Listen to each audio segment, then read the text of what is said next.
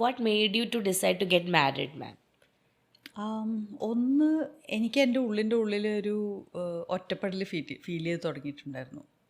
Like എനിക്ക് ആ ഒറ്റയ്ക്കുള്ള ജീവിതം, എൻ്റെ സോളോ ലൈഫ് ഒരു പോയിന്റ് വരെ അത് I can do it on my own, I don't need anybody, fierce independence of my late 20s and 30s ഒരു ഫേസ് ആയിരുന്നു where I felt powerful to be doing everything on my own and then it became comfort zone.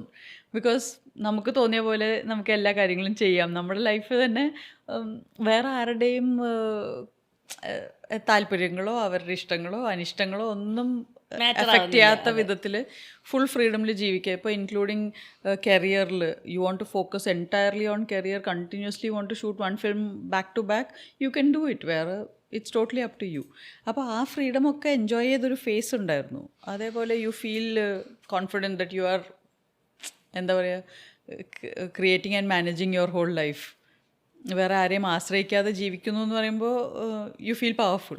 പക്ഷെ ഒരു point കഴിയുമ്പോൾ I had already achieved all that and then I started to feel lonely. That ലൈഫിന് you want companionship, you want company. And I think it's also as കുറച്ചുകൂടെ ഇരുത്തം വന്നു ലൈഫിൽ. അപ്പോൾ അങ്ങനെ ഒരു ഒറ്റപ്പെടൽ ഫീൽ ചെയ്യുന്നുണ്ടായിരുന്നു. So it was perfect timing.